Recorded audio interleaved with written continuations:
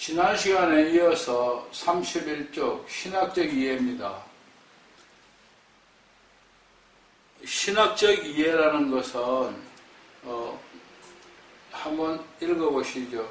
관상기도는 초월적 신 이해보다는 내재적인 이해에 하나님 이해에 토대를 두고 있다. 초월적인 하나님, 저 하늘에 계신 하나님, 온 우주 삼라 만상에 함께 하시는 하나님, 그 하나님에 두는 것이 아니라 하늘에 계신 하나님이 내 안에도 계신 하나님, 제3위의 하나님, 성령 하나님이 내 안에 계신 아버지의 영이요 예수님의 영이신 성령이 내 안에 계신 내 안에 계신 하나님이 한없이 탄식하며 간구하시는 그 기도에 우리는 맞추고 있습니다.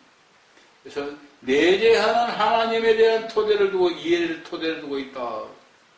하나님과 인간의 부정할 수 없는 근원적 일치를 말하는 내재적 신간이 필요하다. 하나님과 우리는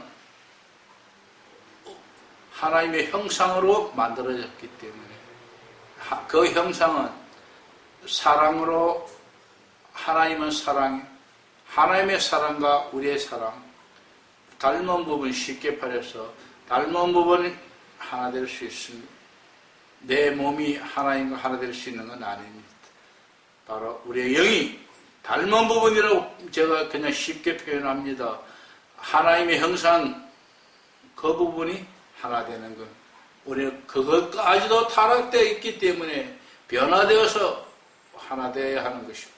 정화되어서 하나 되어야 하는 것입니다. 관상이 아닌 것. 자, 이제 여러분이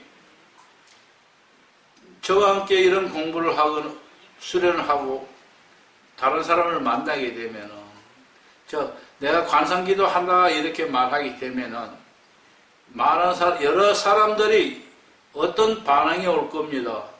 첫째, 그 오는 반응들을 중에 관상기도 그 긴장해소 훈련이라면서 그렇게 말할 사람이 있을 것입니다. 그러나 관상기도는 긴장훈련, 해소 훈련이 아니라는 것을 여러분이 분명히 아십시오. 요가라든가 이런 명상 같은 건 그 자체가 긴장을 해소하는 것입니다. 요가를 배우러 가면은 처음부터 명상을 가르치는 것이 아니고 그들은 몸 훈련하는 걸 가르쳐서 몸을 이완시킵니다. 그리고 나서 몇 개월 지나고 나면 명상을 시킵니다.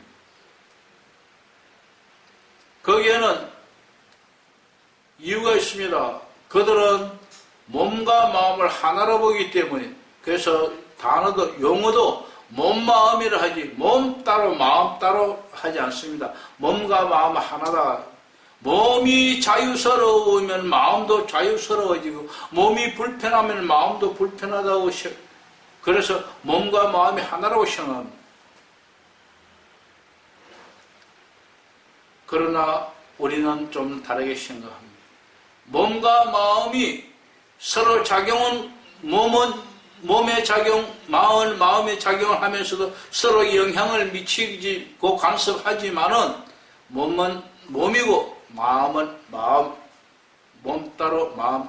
그래서 육신과 영혼이 분리된, 그러나 영혼은 각각의 여러 가지 작용이 또 있습니다. 육신도 여러 가지 육신의 작용을 나눠보면 눈의 작용, 코의 작용, 입의 작용 다 구분할 수 있잖아요. 영혼도 마찬가지, 영의 작용, 혼의 작용 다 구분할 수 있어요. 마음의 작용, 생각의 작용, 양심의 작용 단 말입니다. 그래서 요가 하는 사람들은 그 긴장 해소를 하기 위해서 합니다. 그게 목적입니다. 그러나 관상에는 그게 목적이 아닙니다. 그건 목표가 아닙니다. 우리의 목표는 하나님과 하나 되는 것이다. 하나님과 친교하고 하나님과 교제하고 하나님과 하나가 되는 것이다. 관상하고 관상기도를 하게 된다. 그런 뜻입니다. 관상은 두 번째 은사라면서, 야, 그거 은사 받은 사람만 한다면서, 그러니까 아무나 네가 무슨 관상을 하냐고, 그런 이야기들을 합니다. 그런 건 절대 아닙니다. 교회 안에서 병 고치는 자나 아니면 귀신을 쫓는 자나 뭐 예언방을 하는 사람 그런 사람은 다 은사로 하지만은 관상기도는 그런 은사가 아닙니다. 그런 것들은 다 부산물이 관상기도는 하나님과 하나 되는 것입니다. 어떻게 해요? 하나님의 은총으로 하나님의 선물로 하나님이 하나 될 것이다. 세 번째, 의사 심리현상이 아니다. 텔레비 같은 데 나와서 이렇게 보면 딱 쳐다보면 마음 심리작용으로 꽃이 휘어진다. 또 이렇게 붕 뜬다. 뭐 이런 이야기들을 합니다. 그거는 그들의 하는 일이고 초심리학이고 우리 그런 것이 아니다. 그럼 뭐냐? 관상기도는 믿음, 소망, 사랑으로 하나 되는 것이다. 믿음, 소망, 사랑이 어떻게 해서 하나님과 하나 되느냐? 하나님이 나와 하나 되어 주신다는 그 믿음, 하나님이 내 안에와 계신다는 이 믿음으로 하나님 앞에 나아갈 때에 이 믿음은 때로는 믿음이 상승하다 어느 순간에는 내 환경이 나빠지고 좋아지고 믿음이 푹 떨어지고 자, 믿음이 이렇게 다시 한번 떨어지고 나면 다시 소생할 수 없고 그냥 그대로 지옥 가는가요? 아니라 하나님 우리에게 은혜 베풀어 주셨습니다. 어떻게 하면 믿음이 다시 올라가겠는가? 그거는 우리에게 소망이 하나님은 나를 절대 버리지 아니하시고 하나님 1.1핵도 의지하시고 다 시행하시고 반드시 내게 이루어 주신다. 하나님은 나를 사랑하시기 때문에 다 해주신다는 그 소망이 내게 필요합니다. 그렇다면 지금은 내가 이렇게 되었더라도 하나님이 나를 바로 세워주시고 하나님 내게 복을 주시고 하나님이 나를 이끌어 주시는 그 믿음으로 일어나야 돼. 그래서 떨어진 믿음이 또 올라가고 그러다가 또 가다가 또 떨어지고 또 올라가고 이러한 가운데 우리가 하나님 사랑하는 그 마음으로 계속 나아가면 하나님이 우리의 그 모습을 보시고 하나님이 사랑하시는 마음으로 우리에게 다가옴. 그래서 우리와 하나 되어주시는 것이죠. 관상기도는 바로 이렇게 믿음, 소망, 사랑에 하나님 앞에 나아가는 것이다. 신비현상이 아니다. 관상기도는 신비입니다. 신비 중에 더 큰 신비가 무엇일까요? 하나님을 믿지 않고 저 지옥으로 가야 할 사람을 하나님이 사람이 되어 이 땅에 오셔서 나 대신 죽어주시고 나를 구원하신 이것보다 더 신비가 어디 있습니까? 그래서 나는 지옥으로 갈 인생이 하나님의 자녀가 되었어. 이거보다 더 신비가 있습니까? 그와 같은 신비 속에 있는 우리가 아버지와 만나겠던 그게 무슨 문제입니까? 아들이 아버지와 만나 다시 말한다면 며느리가 시아버지 만나는 게 뭐 문제입니까?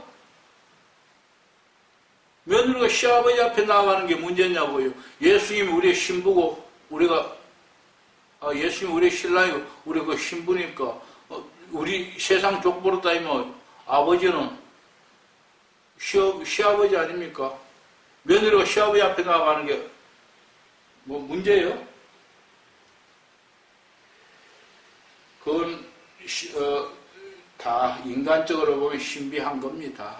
그런데 여기 신비현상이라는 건 뭘 말하느냐? 병 고치고 귀신 쫓고 하는 이런 일들, 그 지나쳐 나가는 일들을 신비현상이라 그렇게 표현합니다. 그것은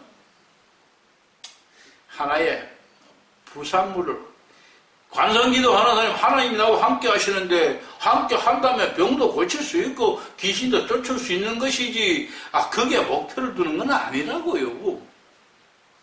이것을 우리는 분명히 알아야 합니다. 관상기도는 신비입니다. 그러나 신비현상은 아니다.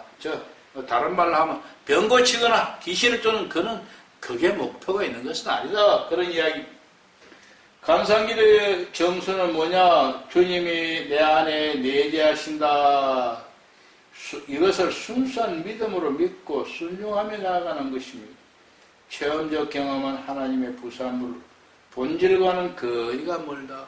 관상기도의 본질은 하나님을 사랑하는 마음으로 그분 앞에 나 주여 말씀하소서 종이 순종하겠나이다 하는 마음으로 하나님 앞에 나아가면 그분이 내게 함께 되어주시고 나와 말씀하시고 교제하고 보여주시는 것이고,